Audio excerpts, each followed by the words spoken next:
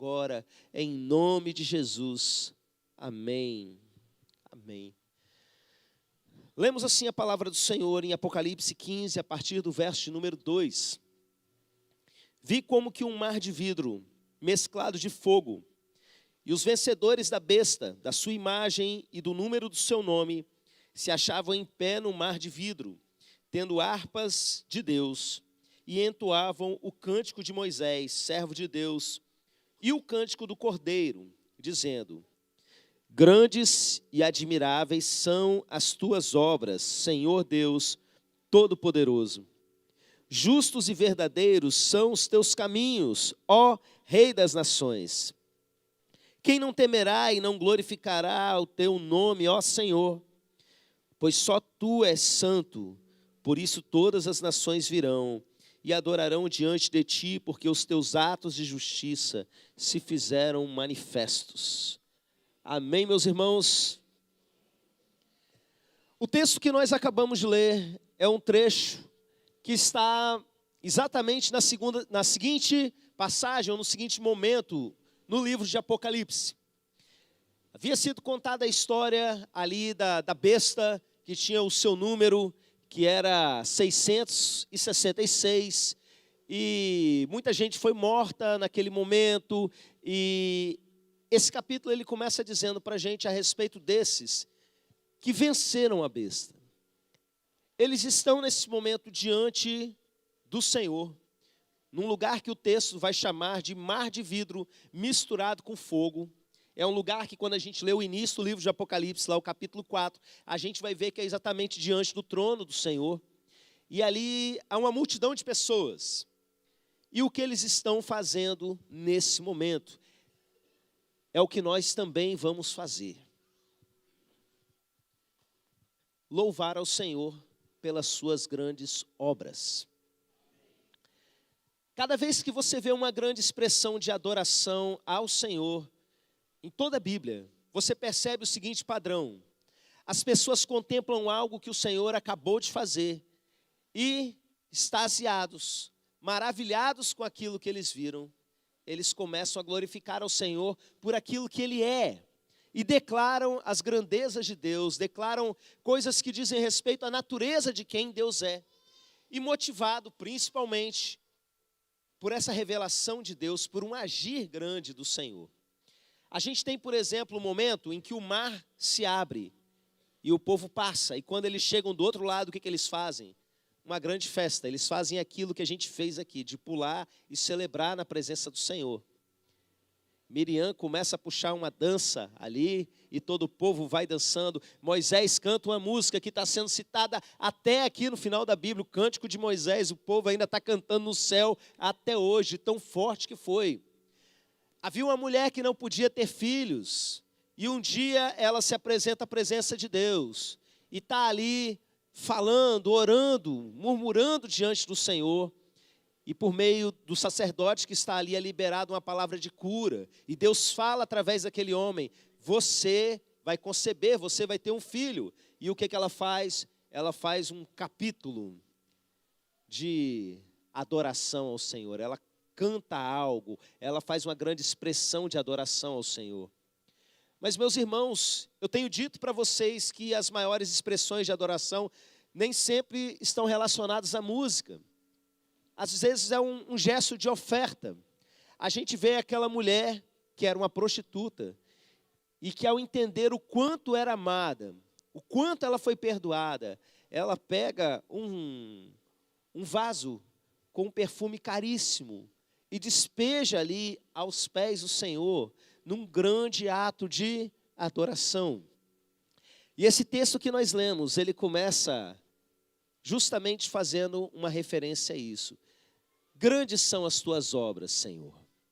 E eu queria que, antes da gente entrasse no principal do texto, que a gente parasse para pensar um pouco a respeito dessas obras de Deus. Quais são as obras do Senhor? É tão bom quando a gente reconhece algo como sendo obras de Deus. No domingo eu comentei aqui com os irmãos que nem sempre a obra de Deus, aquilo que Deus faz, é algo relacionado a milagre. É algo relacionado ao sobrenatural, acima das forças da natureza. Eu citei aqui para os irmãos um texto de Tiago, que Tiago diz o seguinte, que todo dom perfeito e toda boa dádiva procede de quem? Do Pai das luzes, que é Deus. Então, meus irmãos, quando a gente recebe alguma coisa boa, e a gente sabe que aquilo é uma boa dádiva, um bom presente, mesmo que tenha vindo de uma pessoa ruim, entenda, quando Deus manda, até o diabo é obrigado a obedecer. Aquilo veio de Deus. Eu já contei aqui algumas experiências assim para os irmãos, né, de pessoas que, mesmo contra a vontade, foram ali instrumentos de bênção para outras pessoas. Pessoas ímpias, por exemplo, que são capazes de fazer obras de artes tão perfeitas. Pessoas malignas, muitas vezes, são capazes, em um determinado momento, fazer algo tão bom. E as pessoas tendem a pensar, não é possível que algo bom tenha vindo de uma pessoa ruim. Passou por ela, mas não veio dela. Todo dom perfeito, toda boa dádiva, procede de quem? Do Pai das luzes. E todo mundo acaba sendo, enquanto está aqui, né, abençoado por essa graça comum. Existe, então, um agir de Deus que está dentro do natural. Eu sempre gosto de falar que se eu estou passando mal, e eu tomo um remédio, e o remédio fez efeito, também é bênção de Deus, também é agir de Deus. Tanto para comigo, quanto para quem inventou aquele remédio, não é? Quanto para tantas pessoas que são abençoadas por conta daquele remédio. Tudo é agir de Deus. Mas a gente também não pode pensar o seguinte, que Deus só faz coisas que as pessoas acham boas. Ah, então se está vindo algo de bom, é porque foi de Deus. Então se deu alguma coisa errada, se é uma tragédia, se é alguma manifestação de juízo, alguma coisa, não pode ser de Deus, porque de Deus vem as coisas boas. Não. Não necessariamente. Eu estava lendo hoje, relendo, né, o livro de Miqueias ali no iniciozinho, falando quando a presença de Deus vem. Quantos amam quando a presença de Deus vem? Né? É maravilhoso quando a presença de Deus vem. Mas, meus irmãos, quando a presença de Deus vem no meio de um povo que está aprontando, que está brincando com as coisas de Deus, que está expressando maldade contra o seu próximo, blasfemando contra as coisas de Deus, a presença de Deus vem como juízo, vem como destruição, vem como uma porção de coisas que as pessoas vão olhar e vão dizer, mas isso é algo terrível. Inclusive, aqui nesse texto, quando eles começam a falar sobre as grandes obras, que obras são essas? As grandes tragédias, os grandes flagelos do Apocalipse. A partir desse texto, inclusive, vão acontecer os 7 últimos flagelos. Coisas terríveis sendo derramadas sobre a terra. E o povo está celebrando. Você sabe por que eles estão celebrando? Porque justos e verdadeiros são os seus juízos. Quando algo de terrível acontece sobre a terra, mas você tem a convicção de que foi a mão do Senhor agindo, eu quero que você saiba isso. Deus é justo. Deus é justo. As grandes celebrações do livro de Apocalipse, o livro de Apocalipse ensina muito a gente sobre adoração. Eles estão celebrando tragédias que estão acontecendo, mas que precisam acontecer para que a história se desenrole. O sangue de justos que precisa ser vingado pelo Senhor.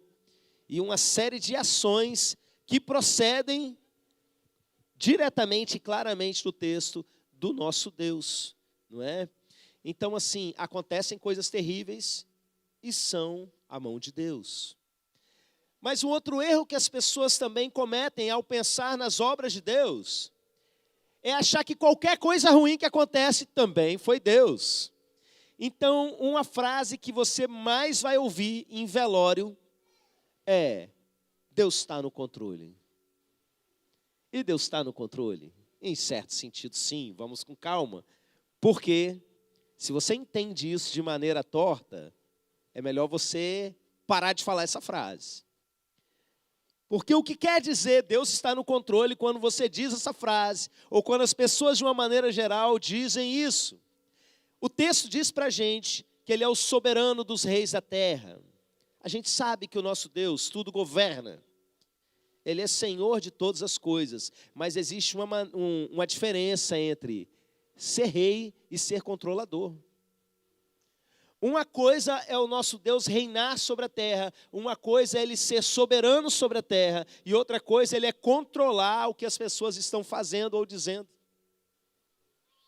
Então, às vezes, uma coisa horrorosa aconteceu e foi alguém que fez aquilo, e as pessoas dizem, Deus está no controle, entendendo que Deus foi que fez através dessa pessoa. E não é isso que a Bíblia ensina para a gente. Embora Ele seja rei, existe uma grande diferença entre você liderar e você controlar. Há vários anos atrás eu tive um sonho muito esquisito. Eu acordei e anotei imediatamente ali no meio da madrugada. No sonho eu estava dirigindo um Fusca. Eu nunca dirigi um Fusca na vida, só nesse sonho. E aí Deus ia falando comigo enquanto eu ia dirigindo o Fusca, numa estrada de chão.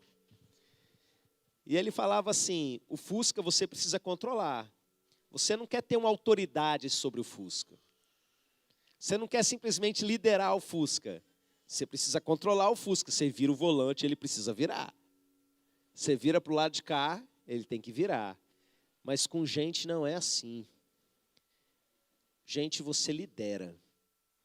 Você exerce autoridade. A autoridade tem a ver com alguém que se permite ser governado por você. O marido é o cabeça do lar. Quer dizer que ele tem que controlar a mulher dele? Não, ele lidera. Porque o modelo é como Jesus faz conosco. E Jesus controla alguém? Chega o jovem rico e fala, mestre, o que eu vou fazer para herdar a vida eterna? E Jesus vai desenvolvendo a conversa com ele. No final fala assim, vende tudo que você tem, dá para os pobres, depois você me segue. E aquele jovem vai para casa triste. E o que Jesus faz? Aperta um controle remoto e fala, você vai voltar agora. É assim? Não. Mas Ele reina sobre tudo? Sim. Ele é soberano sobre tudo? Sim. Ele está controlando o que as pessoas estão fazendo? Não. É importante a gente ter esse entendimento, porque quando a gente fala sobre a obra de Deus, as coisas que Deus faz, as pessoas tendem a desenvolver uma mágoa com Deus e se fechar com relação a Deus por conta de coisas que acontecem no seu dia a dia. Porque as coisas não aconteceram conforme Ele queria e às vezes por conta de uma alma mimada, que quer que tudo aconteça conforme a sua própria vontade. E às vezes tragédias acontecem. E às vezes pessoas morrem. E as pessoas querem colocar a conta de tudo que acontece em Deus, como se Ele fosse o agente primeiro a fazer aquilo. Quem foi que matou Abel, meus irmãos? Crianças, Aleph, quem foi que matou Abel? É só lembrar, é que eu ensinei um macete para ele. Se alguém não souber quem foi que matou um Abel, pega uma pedra e joga no cachorro e ele vai falar, Caim, Caim, Caim. Não faça isso, tadinho do cachorro, bichinho de Deus, tá bom? Mas para você nunca mais esquecer. Imagina o enterro de Abel, as pessoas chegando, Deus está no controle. Foi melhor assim? Não. Deus vira para Caim, sabendo que ele ia matar Abel e fala, Caim, o pecado jaz à porta, o teu desejo será contra ti, mas a ti cumpre dominá-lo. Liderança, governo sobre, mas não controle. E Caim fez o quê? Fez o que ele quis, como você faz o que você quer. Então não dá para botar na conta de Deus tudo o que acontece no mundo e dizer que Ele é o responsável por coisas que aconteceram com você. Mas entenda, muitas coisas foi a mão dele. Especialmente para você que é chamado segundo o seu propósito. Você que está sendo moldado à imagem de Cristo. Todas as coisas cooperam para o bem. Até as coisas que não é Deus fazendo com você, Ele vai transformar isso em bênção na sua vida. Então, o texto vai dizer para a gente que grandes e admiráveis são as suas obras. Quantas obras você consegue reconhecer que foi Deus agindo na sua vida? Quantas coisas maravilhosas. E eu queria que você parasse para pensar nessas duas coisas sobre as obras de Deus. Elas são grandes, repita, e admiráveis. Vocês sabem o que é admiráveis, crianças? Sabe, André, o que é admirável? É algo que deixa você admirável assim. Uau! Vou dar um exemplo para vocês. Os magos saíram do Oriente seguindo uma estrela. Chegaram em Jerusalém e continuaram seguindo a estrela e foram para a cidade de Belém. E quando a estrela parou em cima de uma... Não foi estrebaria, era pegadinha, né? Tem algumas coisas nessa história que pega a gente. A gente sempre fica na ideia de que tinham 3 reis magos e que chegaram na estrebaria. Não, eles chegaram bem depois dos pastores que vieram na mesma noite. Provavelmente Jesus tinha 2 anos, por conta daquilo que os magos dizem, que a estrela já tinha aparecido há 2 anos. E ele já estava morando numa casa, você lê isso lá em Mateus. Na verdade, Jesus estava numa casa, não eram 3 reis magos, eram magos do Oriente. Foram 3 tipos de presentes, mas não, o texto não diz que eram 3 pessoas, e nem que eram reis. Fala só que eram magos, e eles vieram do Oriente. E meus irmãos, quando eles veem que a estrela está brilhando sobre a casa, o texto diz que eles se encheram de uma grande e intensa alegria. E algumas versões vão traduzir como júbilo. Quem se lembra o que é júbilo que eu expliquei para vocês? Uma palavra muito usada no Antigo Testamento. Ouve-se o júbilo de todos os povos, os reis se prostraram ao Senhor. O que é júbilo? Não. Júbilo é barulho de festa. Eu vou dar um exemplo de júbilo na vida de quem gosta de futebol. Quem gosta de assistir jogo de futebol aí? Quando o seu time está quase perdendo e de repente ele faz o gol da virada, o que você faz? Você pula, você faz um barulhão e você abraça o outro e fala: gol!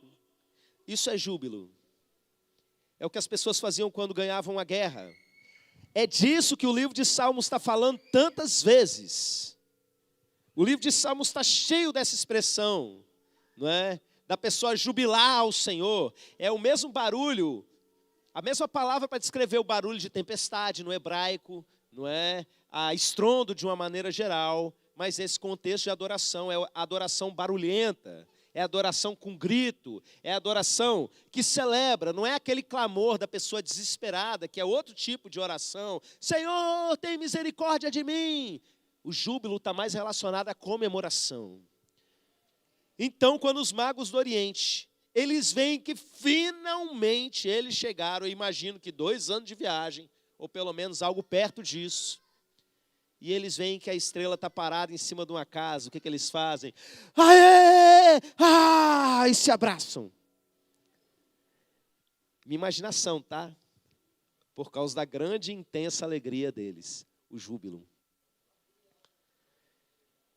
Grandes e admiráveis são as suas obras. Quando você olhar a obra de Deus acontecendo na sua vida, fique admirado. Segunda pela manhã, o pastor Márcio, que estava com a gente trabalhando lá no retiro, me ligou para contar uma coisa. Vou contar para vocês o que ele me contou, mas antes eu vou contar para vocês como que ele estava. Ele teve um problema jogando bola uns tempos atrás aí, e ele estava de muleta igual eu. Recentemente ele foi parando de usar a muleta, mas com muita dor. E aí, ligamentos no joelho dele se romperam. Um deles, inclusive, foi esmagado. Não tem como recuperar. E ele precisa fazer uma cirurgia para tirar um pedaço de um ligamento, não sei como é que funciona, da perna dele, para subir e colocar isso no joelho. E meus irmãos, quando a gente estava lá naquela partezinha final do encontro, que quem foi sabe, né? Eu estava ali orando por várias pessoas. Eu procurei, cadê o pastor Márcio? E aí me mostraram, ele estava sentadinho lá no fundo, cheio de dor.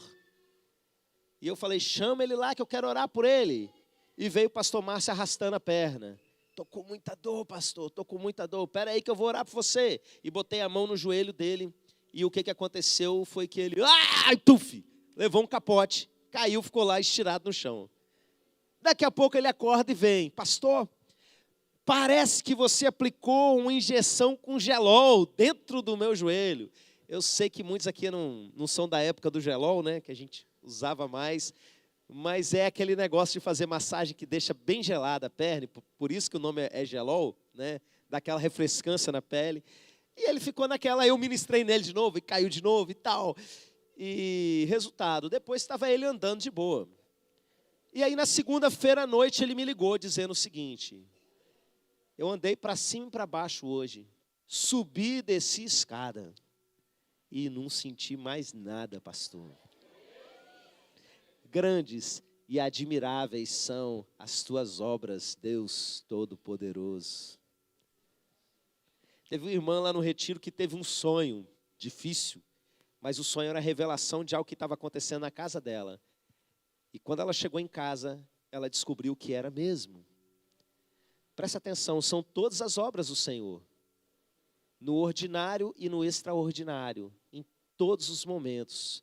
Então, quando você reconhece, olha, esse sonho que eu tive foi um sonho que o próprio Deus revelou para mim, entenda, grandes e admiráveis são as tuas obras, Deus Todo-Poderoso. Quero que você pense um pouco nas grandes e pequenas coisas que você tem vivido. Não deixa, meu irmão, minha irmã, a coisa se normalizar na sua vida, ao ponto de tirar essa admiração, porque são admiráveis. É ruim, meus irmãos, uma das piores coisas que pode acontecer na vida de um crente é ele desdenhar e fazer pouco caso daquilo que Deus faz. É de Deus fazer as coisas, eu sei, Ele faz isso mesmo. E isso nem gera júbilo.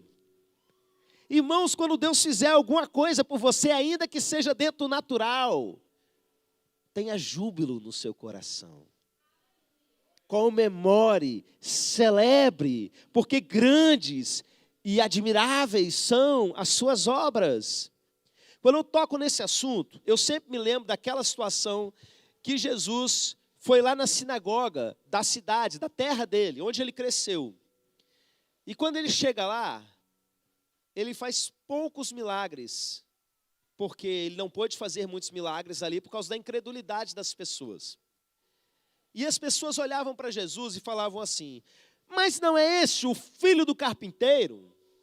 Não é este o filho da Dona Maria? Não estão aqui os seus irmãos? E vai citando o nome dos irmãos de Jesus. Esse menino aí, aquele sentimento, né? A gente viu ele crescer, ficava fazendo bagunça aqui no culto, no Shabá. Eu vi ele jogando bola ali, com o primo dele, João Batista. Sabe Deus o que eles falavam, né? Para dizer assim, é normal. Estamos acostumados com Ele. Não se acostume nesse sentido com Jesus. Não deixe que aquilo que é extraordinário se torne ordinário na sua vida. E eu tenho visto isso acontecer às vezes com as pessoas, por alguma razão no meio da caminhada, eles olharem para coisas maravilhosas que Deus está fazendo e simplesmente olhar, é verdade, faz isso mesmo. Mas, irmão, foi uma profecia. Acontece muito. Presta atenção. A gente usa a expressão aqui, até aprendemos com o pastor Elismar Veiga, que é naturalmente sobrenatural. Mas ainda assim precisa ser admirável. O sobrenatural faz parte da nossa vida. O sobrenatural acontece o tempo todo no nosso meio, com um ou com outro. Mesmo que seja normal o sobrenatural no nosso meio, normalmente sobrenatural, numa cultura de avivamento como essa que nós temos procurado viver, ainda precisa ser grande e admirável. A gente ainda precisa olhar para isso com admiração e devolver essa admiração na forma de adoração ao Senhor. Vamos colocar de pé mais uma vez.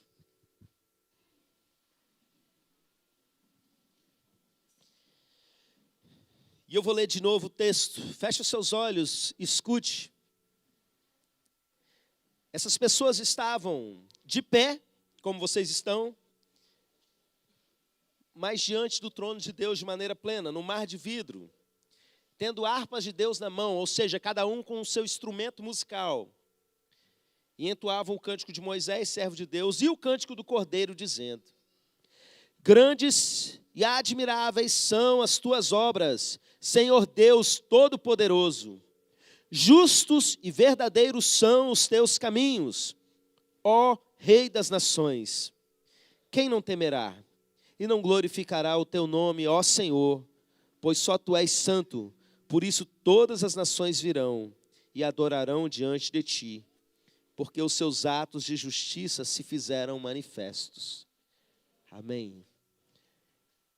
Eu vou tocar uma canção enquanto eu estiver dedilhando aqui, não é uma harpa, mas é um violão. Eu quero que você conte para alguém algo admirável que Deus fez na sua vida. Amém? Você pode fazer isso. Pai, desperta em nós verdadeira adoração nesse momento. Em nome de Jesus, amém. Pode ir, porque você vai voltar com pelo menos duas coisas admiráveis, a sua e a do seu irmão. Procura alguém e conta algo de admirável que Deus fez em você. Não importa se foi complexo, se foi no natural ou se foi no sobrenatural, mas se é algo que você reconhece que veio de Deus.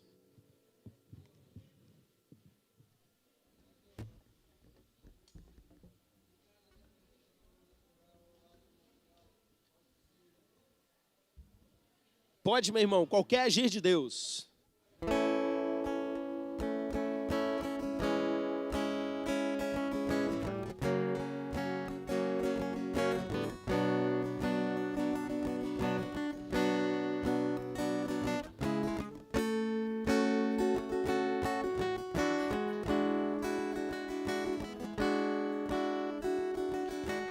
Grandes são as tuas obras, Senhor Todo-Poderoso. Justos e verdadeiros são os teus caminhos,